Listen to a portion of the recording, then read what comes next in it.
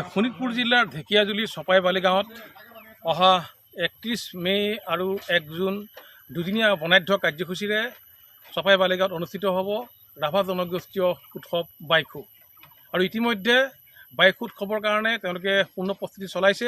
এই সম্পূৰ্ণ এটা কৃষিভিত্তিক উৎসৱ। দুদিনীয়া কাৰ্যসূচীৰে এই ঠাইতে অনুষ্ঠিত হ'ব ৰাভা জনগোষ্ঠীয় উৎসৱ বাইখু। মই দেখুৱাইছোঁ এনেধৰণে এতিয়া ইয়াৰ সকলো যুৱক আচলতে ওলাই আহিছে, কামে কাজে লাগিছে। জেঠ মাহত প্ৰতি বছৰৰ জেঠ মাহৰ পূৰ্ণিমা তিথিত আচলতে এই উৎসৱটো অনুষ্ঠিত হয়।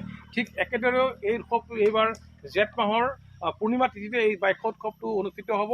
আৰু যুগ যুগ ধৰি আচলতে এই উৎসৱ কৃষিভিত্তিক উৎসৱ তেওঁলোকে উদযাপন কৰি আহিছে। এইবিধ ঠিক তেনেধৰণে অনুষ্ঠিত কৰিব। মোৰ লগত ইয়াৰ স্থানীয় লোকসকল আছে, মই তেওঁলোকৰ ওচৰলৈ যাবলৈ বিচাৰিম। কি ক'ব? এইটো ৰাভা জাতীয় এটা বাইখু উৎসৱ। আমি সেই বছৰে আমি পূৰ্ণিমাত জেঠ মাহৰ পূৰ্ণিমাত আমি অনুষ্ঠিত কৰোঁ ইয়াত। সেই ধৰণে আমি এই বছৰো আমি 1 মাহৰ পৰা প্ৰস্তুতি চলাই আছোঁ। আমি 31 তাৰিখৰ আমি দিনাই আমি আমাৰ মন্দিৰ আমি উৎসৱ মানে মুকলি কৰিম। তো সেই আমাৰ 31 জুন তাৰিখে আমাৰ আকৌ ছিংগাৰ প্ৰগ্ৰাম থাকিব।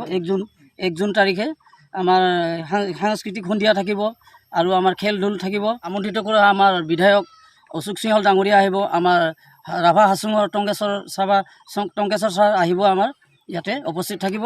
আৰু বিভিন্ন অনুষ্ঠানৰ আমাৰ বয়োজ্যেষ্ঠ লোকসকল থাকিব। আমি 31 তাৰিখে আমি বৃক্ষৰোপণ কাৰ্যসূচীও ৰাখিছোঁ।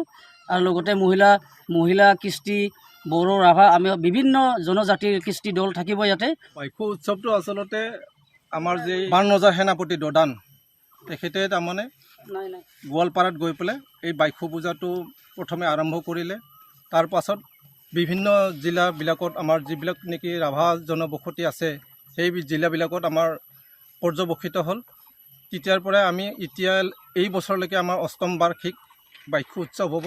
এই বাইখু উৎসৱটো আচলতে আমাৰ ৰাভাসকলৰ কৃষিভিত্তিকতে ক'ব লাগিব, কৃষিভিত্তিক উৎসৱ। সেইকাৰণে এই বিলেও আমি জেঠ মাহৰ পূৰ্ণিমা তিথিত আমি উদযাপন কৰোঁ। আৰু দুদিনীয়া কাৰ্যসূচীৰে আমি উৎসৱটি উদযাপন কৰিবলৈ লৈছোঁ 31 মে আৰু 1 জুন তাৰিখলৈকে।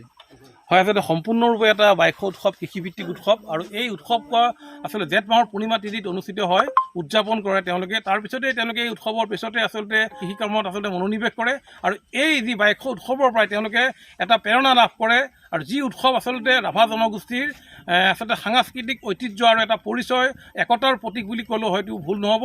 আৰু এই উৎসৱৰ জৰিয়তে তেওঁলোকে নিজৰ যি পৰিচয়, আত্মপৰিচয় আজি যুগ যুগ ধৰি আচলতে দাঙি ধৰিছে। মই দেখুৱাইছোঁ এনেধৰণে এতিয়া সম্পূৰ্ণৰূপে পূৰ্ণ প্ৰস্তুতি চলাইছে যি চপাইবালি গাঁও অঞ্চলত। যিহেতু 31 মে আৰু 1 জুন তাৰিখে দুদিনীয়া বনাঢ্য কাৰ্যসূচীৰে এই ঠাইতে অনুষ্ঠিত হ'ব তেওঁলোকৰ ৰাভা জনগোষ্ঠীয় লোকসকলৰ যি পৰম্পৰাগত উৎসৱ বাইখু উৎসৱ।